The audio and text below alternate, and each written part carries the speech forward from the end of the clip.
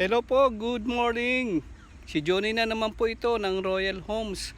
Ngayon po ipapakita ko naman po sa inyo ang aming bagong project sa Dian. Dinidevelop lang po ito ngayon. 1 month pa lang numpisan itong in-develop. Ito po yung Woodland Residential Estates. Sige po, panoorin natin kung gaano kaganda itong subdivision na to.